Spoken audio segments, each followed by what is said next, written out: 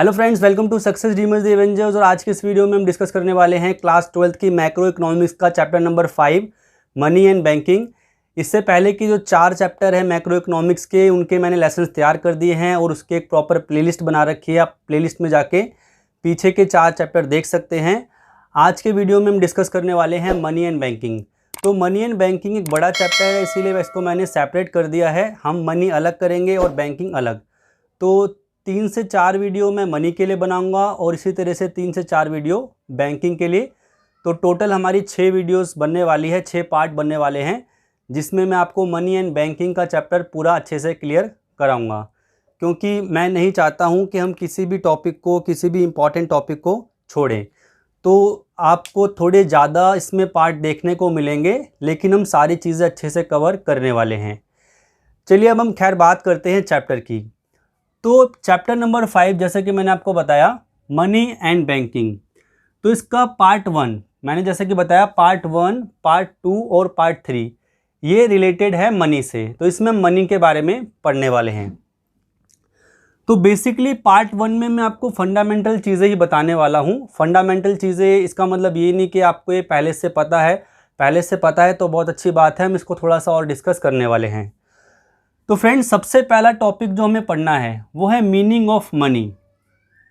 अगर आपने class 10th की अगर आपने इकोनॉमिक्स पढ़ी हो, अर्थशास्त्र, तो आपको याद आएगा कि क्लास 10th की बुक में भी एक चैप्टर था मनी। इकोनॉमिक्स की जो आपकी बुक थी एनसीईआरटी की, आपको याद होगा क्लास 12th में जो आपकी सोशल स्टडी थी उसमें 4 बुक्स होती थी।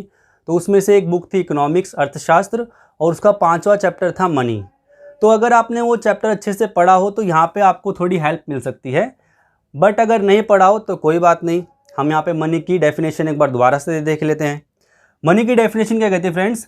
Money is anything which is generally accepted as a medium of exchange, which is generally accepted as a medium of exchange, measures the value, stores the value and measures the deferred payments. Money का मतलब कोई भी ऐसी चीज़, दोस्तों, money का मतलब कोई भी ऐसी चीज़ जिससे आप कुछ काम कर सकते हो। क्या काम? जिसको आप मीडियम ऑफ एक्सचेंज के रूप में इस्तेमाल कर सकते हो। मीडियम ऑफ एक्सचेंज मीन्स वस्तु, क्या कहते हैं, विनिमय के माध्यम के रूप में इसका इस्तेमाल कर सकते हो। ठीक है, 1 मिनट ज़रा मैं लाइटिंग ठीक कर लेता हूँ। ओके, जिसे आप विनिमय के माध्यम के रूप में इस्तेमाल कर सकते हो, मतलब चीज़ों का आपस में लेन देन करने के लिए इस्तेमाल कर सकते हो, पहली चीज़। दूसरा, जिससे आप किसी भी चीज़ की वैल्यू को मेजर कर सकते हो, जैसे सोने की वैल्यू कितने रुपए किलो है, चांदी की वैल्यू कितने रुपए किलो है, गेहूं की, चावल की। जिससे आप वैल्यू को स्टोर कर सकते हो, मतलब जो आपकी वर्थ है, जो आपके पास मूल्य है, कोई भी मूल्यवान चीज़ है, उसको स्टोर कर सकते हो। और चौथी चीज़, जो फ्यूचर में किए जाने वाले पेमेंट्स को, जिन्हें हम डेफर्ड पेमेंट कहते हैं, उनको मेजर कर सके। तो दोस्तों, जब आप मनी की डेफिनेशन लिखते हैं तो आपको ये 4 चीज़ें बतानी ज़रूरी होती है मनी की डेफिनेशन में, कि भाई money is anything which is work as medium of exchange, measure the value, stores the value and measure the deferred payment. अब कुछ लोग क्या करते हैं, जब वो मनी की डेफिनेशन लिख रहे होते हैं तो वो डेफिनेशन में सिर्फ एक चीज़ लिखते हैं, money is anything which works as medium of exchange. मुद्रा से अभिप्राय किसी भी ऐसी चीज़ से है जो विनिमय के माध्यम के रूप में कार्य करे। तो अगर आप इतना लिखेंगे तो आपको नंबर तो मिलेंगे, लेकिन पूरे नहीं मिलेंगे। फ़र्ज़ कीजिए आपका क्वेश्चन अगर 1 नंबर का है तो आपको आधा नंबर ही मिलेगा, पूरा नहीं मिलेगा। अगर आपको पूरा 1 नंबर लिखना है तो अगर आपको पूरा 1 नंबर चाहिए तो आपको ये चारों चीज़ें प्रॉपरली लिखनी पड़ेगी। तो ये तो मैंने आपको मनी की डेफिनेशन बताई। थोड़ा सा और इसके ऊपर खुल के बात करेंगे इसी वीडियो में हम आगे, जो मैंने आपको टर्म्स बताए हैं। खैर, ये चीज़ आपको समझ में आई। अब ज़रा एक चीज़ को ज़रा ध्यान दीजिए कि जब हम मनी की बात करते हैं, ठीक है, गर्मी बहुत ज़्यादा हो रखी है और मेरे पास एसी नहीं है, पंखा मेरे को बंद करना पड़ रहा है ताकि आवाज़ ना आए, इसीलिए पसीने बहुत आ रहे हैं, तो मेरे को साथ साथ रुमाल भी यूज़ करना पड़ रहा है। खैर, तो अब एक चीज़ आप सोचिए ज़रा कि मनी जो है वो स्टार्टिंग में जब इन्वेंट नहीं हुई थी, मतलब मनी ऐसा तो नहीं है कि स्टार्टिंग से ही है, मनी तो हमने बनाई है ना। तो जब मनी नहीं थी, जब मुद्रा नहीं थी, तो उससे पहले बिज़नेस कैसे होता था? क्योंकि उस समय भी तो लेन देन की ज़रूरत पड़ती थी हमें। तो उस समय हम क्या करते थे? उस समय हम बिजनेस करने के लिए, व्यापार करने के लिए चीज़ों को आपस में बदलते थे, है ना। आपने पीछे कोई मूवी देखी होगी मोहनजोदारो करके, है ना, उसमें आपने देखा होगा कि वो बिज़नेस के लिए आपस में चीज़ों को लेन देन करते थे, और ऐसा अभी भी हम करते हैं, लेकिन ऐसा भी बहुत कम हो गया है क्योंकि मनी आ गई है। तो जब मनी हमारे पास नहीं थी, जब हमने मनी की इन्वेंशन नहीं करी थी, जब हमने मुद्रा को नहीं खोजा था, उससे पहले हम बिज़नेस करने के लिए क्या करते थे, एक सिंपल सा तरीका अपनाते थे कि भाई जो चीज़ मेरे पास ज़्यादा है वो मैं लेके जाऊं और अपनी ज़रूरत की चीज़ लेके बदले में वो दे दूं। उसको हम क्या कहते हैं, उसको हम कहते हैं barter system of exchange. Hindi में दोस्तों उसे कहा जाता है वस्तु विनिमय प्रणाली, ठीक है। It refers to that system in which goods are exchanged with each other. मतलब एक ऐसा सिस्टम जिसमें हमने गुड्स को आपस में एक दूसरे के साथ एक्सचेंज करना होता है। आई थिंक आपको समझ में आया होगा। इसके बारे में भी आपको 10th क्लास में बता रखा है। अगर आपने नहीं पढ़ा होगा तो अभी मैं आपको बता देता हूँ। अगर आपने उस समय पढ़ रखा है तो आपके लिए बहुत अच्छी बात है, आपको चीज़ें बहुत अच्छे से समझ में आने वाली है। तो अब बार्टर सिस्टम ऑफ एक्सचेंज अच्छे से काम कर रहा था, लेकिन जब बार्टर सिस्टम ऑफ एक्सचेंज काम कर ही रहा था तो हमको मनी बनाने की ज़रूरत क्यों पड़ी, हमको ऐसा क्यों लगा कि भाई मनी बनानी चाहिए। तो दोस्तों बार्टर सिस्टम ऑफ एक्सचेंज की कुछ कठिनाइयाँ थी, उसकी कुछ लिमिटेशंस थी, उसकी कुछ बुराइयाँ थी, जिसकी वजह से हमको मनी बनानी पड़ी। तो चलिए अब हम डिस्कस करते हैं कि बार्टर सिस्टम ऑफ एक्सचेंज में ऐसे कौन कौन से प्रॉब्लम्स थे जिसकी वजह से हमको मनी बनाने की ज़रूरत पड़ी। तो फ्रेंड्स मैंने बोर्ड पे जो है बार्टर सिस्टम ऑफ एक्सचेंज के कुछ लिमिटेशंस लिखे जिसकी वजह से हमको मनी बनानी पड़ी। तो यहाँ पे मैंने उन पॉइंट्स को आपको समझा रखा है जिसकी वजह से हमें मनी बनानी पड़ी। एक्सप्लेनेशन के लिए आप जिस भी बुक को यूज़ करते हैं उसको रेफ़र कर सकते हैं। सारी चीज़ें मैं आपको यहाँ पे अच्छे से समझाने वाला हूँ। तो सबसे पहला पॉइंट या सबसे पहली लिमिटेशन क्या थी बार्टर सिस्टम ऑफ एक्सचेंज की? दोस्तों सबसे पहली लिमिटेशन थी lack of dual coincidence of wants. मतलब कहने का हिंदी में बोला जाए तो आवश्यकताओं के दोहरे संयोग का अभाव। मतलब ये हुआ कि बार्टर सिस्टम ऑफ एक्सचेंज तभी सक्सेसफुल हो सकता है जब दो लोगों की नीड्स आपस में एक दूसरे से मैच करती हो। आई थिंक आपको समझ में आया होगा। फॉर एग्ज़ाम्पल मेरे को चावल चाहिए, मैं किसान हूँ, गेहूँ की खेती करता हूँ। क्योंकि मैं गेहूँ की खेती करता हूँ इसलिए मेरे पास गेहूँ बहुत सारी क्वांटिटी में है, मगर मेरे को चावल चाहिए। तो मेरे को किसी एक दूसरे किसान को ढूंढना पड़ेगा जिसके पास चावल हो, लेकिन साथ साथ ये भी होना चाहिए कि उस बंदे को गेहूँ चाहिए हो, क्योंकि मैं जो चीज़ लेना चाहता हूँ बदले में मैं जो चीज़ देना चाहता हूँ वो भी सामने वाले को उसकी ज़रूरत होनी चाहिए।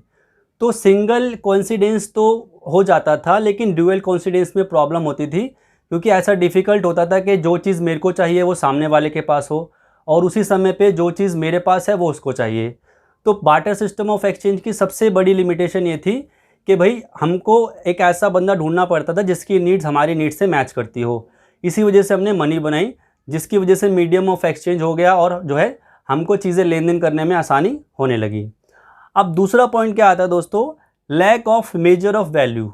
अब आप इमेजिन कीजिए कि आपको 10 ग्राम सोने के साथ चांदी को एक्सचेंज करना है। मतलब मेरे पास 10 ग्राम सोना है और मैं आपके पास आता हूँ कि भाई आप मेरे से 10 ग्राम सोना ले लो, बदले में मेरे को चांदी दे दो। तो आप क्या करोगे? आप सिंपल सा एक काम करोगे, आप पता लगाओगे कि सोने के 10 ग्राम की वैल्यू कितनी है और उतने रुपए में आप कितनी चांदी खरीद सकते हो और उतनी चांदी आप मेरे को दे दोगे। तो ये एक्सचेंज इतनी आसानी से क्यों हो पा रहा है? क्योंकि आपने सोने को भी मनी में डिफ़ाइन कर दिया और चांदी को भी मनी में डिफ़ाइन कर दिया। लेकिन बार्टर सिस्टम ऑफ एक्सचेंज में उस समय तो मनी थी नहीं, तो सारी चीज़ें मैं अंदाजे से करनी पड़ती थी। एग्जाम्पल के लिए मेरे को किसी से दूध लेने जाना है, मतलब मेरे को दूध चाहिए और बदले में मैं देना चाहता हूँ उसको मूँगफली या गेहूँ। तो मेरे को अंदाजे से पता लगाना पड़ता था कि भाई 1 किलो दूध के बदले में मेरे को कितनी गेहूँ मिले, कितने गेहूँ मैं दूंगा या मूंगफली कितनी दूंगा। तो उस समय चीज़ों की वैल्यूएशन करना बहुत डिफ़िकल्ट था। हालांकि अभी के समय पे बहुत आसान है, हम नमक की वैल्यूएशन, गेहूँ, आटा, चावल, सोना, चांदी, सब चीज़ों की वैल्यूएशन आसानी से कर देते हैं, क्योंकि हमारे पास एक कॉमन मेजर करने का एक कॉमन यूनिट है जिसे हम कहते हैं मनी। तो उस समय पे हमारे पास ऐसा कोई कॉमन यूनिट नहीं था जिसकी वजह से, जिसकी हेल्प से हम चीज़ों को मेजर कर सकें। तो ये भी बार्टर सिस्टम ऑफ एक्सचेंज की एक बहुत बड़ी लिमिटेशन थी। अब हम चलते हैं तीसरे पॉइंट पे। तीसरा पॉइंट प्रॉब्लम इन स्टोरेज। भाई चीज़ों को स्टोर करने में प्रॉब्लम होती है। जैसे कि आज के टाइम पे अब समझिए आप ज़रा कि आप चीज़ों को कहाँ पे स्टोर करते हैं, फ्रिज में, है ना। फ्रिज में आप चीज़ों को स्टोर करते हैं, उसको 1 दिन 2 दिन 3 दिन 4 दिन तक आप स्टोर कर सकते हैं, 5 दिन तक कर सकते हैं। लेकिन फ्रिज में भी आप चीज़ों को लंबे समय तक स्टोर करके नहीं रख सकते, ठीक है। तो उस समय पे ये बहुत बड़ी प्रॉब्लम थी कि जो चीज़ हमारे पास है हम उसको लंबे समय तक स्टोर करके नहीं रख सकते थे। लेकिन मनी के साथ ऐसा नहीं है। मनी को तो आप इनफाइनाइट पीरियड ऑफ टाइम तक स्टोर करके रख सकते हो। तो बार्टर सिस्टम ऑफ एक्सचेंज की एक बड़ी लिमिटेशन ये भी थी कि जो चीज़ मेरे पास है, मान लीजिए मैं गेहूं का उत्पादन करता हूँ, तो मैं गेहूं को लंबे समय तक स्टोर करके नहीं रख सकता था। सिर्फ कुछ ही चीज़ें ऐसी थी जिनको स्टोर करके रखा जा सकता था, लाइक मेटल्स, ठीक है, सोना चांदी। खाने पीने की चीज़ों को हम स्टोर करके नहीं रख सकते थे। चौथी प्रॉब्लम दोस्तों क्या थी? Problem in transfer of value, मतलब चीज़ों को एक जगह से दूसरी जगह ले जाने में प्रॉब्लम होना। आज के समय पे आप देखते हैं कि हम मनी को आसानी से एक जगह से दूसरी जगह लेके चले जाते हैं, लेकिन वस्तुओं के साथ प्रॉब्लम थी। इसके 2 कारण हैं। पहला, चीज़ें आप देखते हैं अक्सर भारी होती है, उनका वज़न होता है, इसीलिए उनको एक जगह से दूसरी जगह ले जाने में प्रॉब्लम आती है। तो उस समय पे ये एक बड़ी प्रॉब्लम हुआ करती थी कि चीज़ों को हम एक जगह से दूसरी जगह कैसे ले जाएं। इसी वजह से हमारा जो बिज़नेस का स्केल होता था, व्यापार का जो दायरा होता था, वो बहुत छोटा होता था। हमको अपने आसपास के क्षेत्र में ही चीज़ों को व्यापार करना पड़ता था, लेन देन करना पड़ता था, जो कि अब नहीं है। अब हम बात करते हैं 5वें पॉइंट की, lack of measure of deferred payment, मतलब भविष्य में किए जाने वाले भुगतानों का वैल्यूएशन कैसे किया जाए।